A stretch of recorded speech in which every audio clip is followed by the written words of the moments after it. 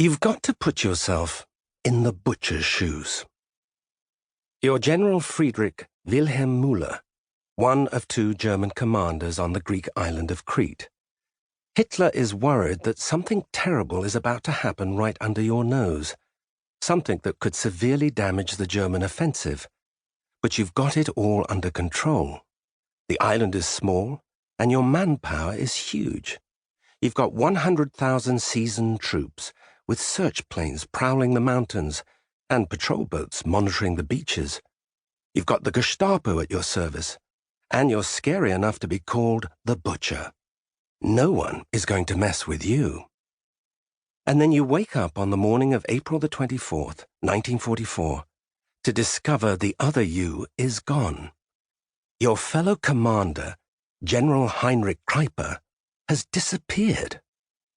There's no hint of foul play, no shots fired, no bloodshed, no signs of a scuffle. Stranger yet, the general vanished from somewhere around the capital, the most heavily guarded corner of the island. Whatever happened, it happened right in front of the general's own men. Kreiper was no toy soldier either. He was a serious hard case, a great war survivor with an Iron Cross who'd battled his way up through the ranks and just transferred in from the Russian front. He had a personal security force and an armed driver and a villa surrounded by attack dogs, razor wire, and machine gun posts. So where was he? All the Butcher knew was this. Shortly after 9 p.m., General Kreiper left his command base and drove into the center of town. It was Saturday, so foot traffic was thicker than usual. Troops from outlying garrisons had been bussed in for a movie, and the streets were jammed with strolling soldiers. The movie had just let out. The Butcher knew this because hundreds of soldiers had seen the black sedan with the general's flags on the bumper inching its way through the streets. General Kreiper's driver had to honk them out of the way, even rolling down his window at one point to holler, "Generalswagen!" Kreiper was right there in the front passenger seat, nodding his head and returning salutes. Every road in every direction at every half-mile was guarded by checkpoints. The general's car passed Gestapo headquarters and funneled through the last checkpoint, the narrow opening at the Cannae Gate. "Good or not," the general's driver called. The sedan slid beneath the crossbar and exited the city.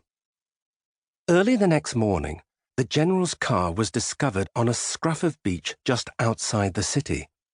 The general and his driver were gone, as were the eagle flags from the front bumper. Around the car was a weird scattering of rubbish, an Agatha Christie novel, Cadbury milk chocolate wrappers, a bunch of English Players cigarette butts, and a green British commando beret. On the dashboard was a letter. It was addressed to the German authorities on Crete and said that Kreiper had been captured by a British raiding force and taken off the island. The letter was ceremonially sealed with red wax and signet rings and included a jaunty postscript. "We are very sorry to have to leave this beautiful motor car behind." Something didn't add up. The general must have been grabbed after he left the city, but his car was found only a 20-minute drive away. So, within that brief window, these mystery men had executed an ambush, disarmed and subdued 2 prisoners, smoked a pack of cigarettes, shared some snacks, lost a hat, melted wax, and what else? Browsed a paperback? Was this an abduction or a family vacation? Plus, that stretch of coast was floodlit by Klieg lights and patrolled by planes. Why would seasoned commandos choose the most exposed part of the island as their extraction point? From that beach, their escape boat would have to head north into hundreds of miles of German-occupied waters, making them sitting ducks as soon as the sun came up. Whoever did this was trying very hard to look very British, very cool, and under control. But the Butcher wasn't buying it. He was in the midst of his Second World War, and to his knowledge, no general had ever been kidnapped before.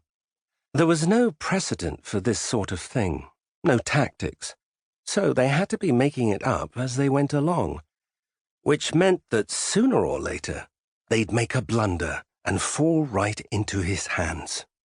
Already they'd made a big mistake. They'd badly underestimated their opponent, because the butcher had seen through their feints and realized two things. They were still on his island, and they were running for their lives.